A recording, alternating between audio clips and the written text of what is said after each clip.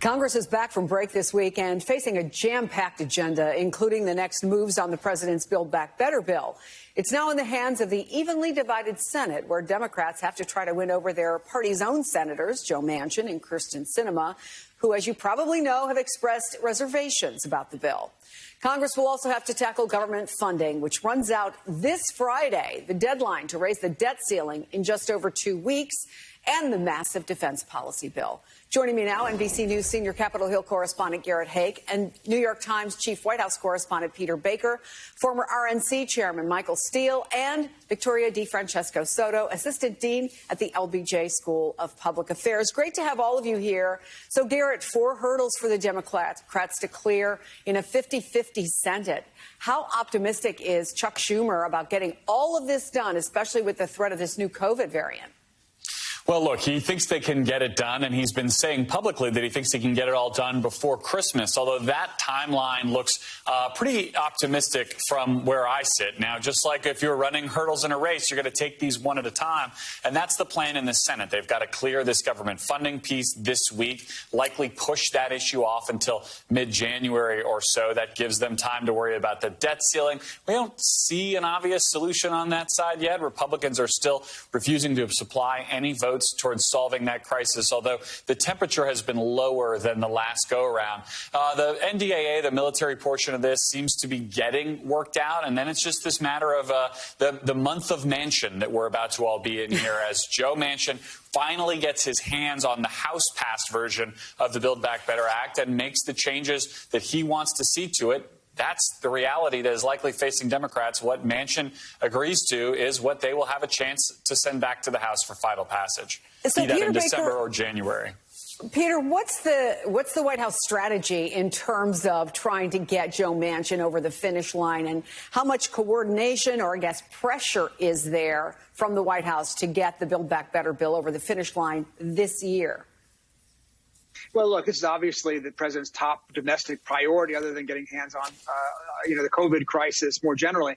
And I think that, they have seen very carefully that, if you push Joe Manchin too hard, that can backfire. So they're not twisting arms in the way that LBJ did back in the 60s and other presidents have in the past. They want to try to, sweet talk him there, in effect, by saying, we're all on board on most of these things. Let's get to where we need to get to. This obvious big, differences include things like family leave and a few other big ticket items that need to be resolved. But you're right. The president getting it done this year, if it's at all possible, is a huge priority, because they understand that once you get into January, you're talking about an election year. And frankly, even now, you see, the midterm election politics just so present and dominating the conversation even more than almost a year out, that the further along you go, the longer it takes, the more complicated it becomes. So they would like to get that done if they can get that done this year. But they're also recognizing that, they don't completely control this process, and that they are, in fact, hostage not just to Senator Manchin, but, any one of the Senate Democrats who ends up getting crosswise with them. And as I'm sure you know, Victoria, part of this process may mean that 2 items have to be dropped from the Build Back Better bill: paid family leave and immigration. I mean, the House approved a provision allowing immigrants who are in the U.S. before 2011 to apply for permanent status. Whether that remains in the Senate version is up to a Senate parliamentarian. Talk about the stakes here, particularly on those 2 items. They are huge. And let me separate these out. First, there's the immigration piece. And let me give some context here that it's been over 30 years since we've seen any major movement on immigration reform. We are in desperate need of figuring out our rickety immigration system. We need to bring folks out of the shadows. We need workers. We need folks to contribute to our tax base.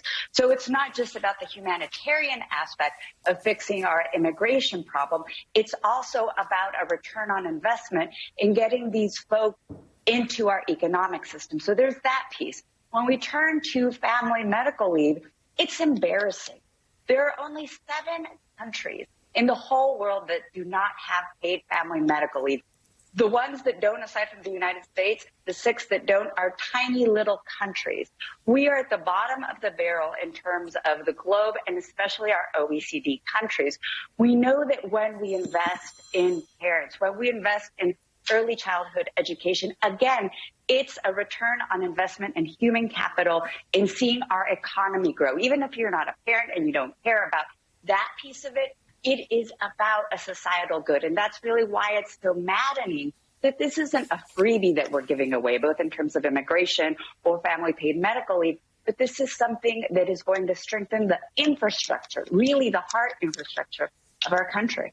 So while those debates are going on, Michael Steele, in the Senate, back in the House, January 6th is still a topic. The appeals court is going to take up the fight over Trump's White House documents tomorrow. The committee, the January 6th committee, still trying to get a hold of those emails and memos that are being held by the National Archives. Where do you see this going, and what do you make of the former president's argument that handing over the documents is a damaging thing to the presidency? Well, let's deal with that part first, because it's the easiest thing to dismiss. It's bogus. It's Trump. It's, I don't want you to look at the dirty deeds that I've done. So, by and large, the political and judicial system is yawning at the president's argument. So setting that aside, because there's no real gravitas to it, I think overall what you take away from what you've seen is a level of seriousness that a lot of people, particularly here in Washington, didn't think that the January 6th committee would exercise. That level of, holding the appropriate feet to the fire and following up with a little additional fire. Now, that's the beginning of this process, and there's a lot more to come. They've put a lot out in play in terms of the people they want to bring in. How they begin now to corral them, I think, will really set the tone going into next year for those who want to try to play their little Trump card and act like that they are little mini Donald Trumps and can just ignore subpoenas. I think that's going to be a very precarious position for them to take if what we've seen so far by the committee to enforce that and to bring pressure to bear on that continues to play out. There is no out for those individuals. They're going to have to show up. They're going to have to get their lawyers engaged with the committee to negotiate their appearance, et cetera. And I think that's good for the country. I think it's good for the process.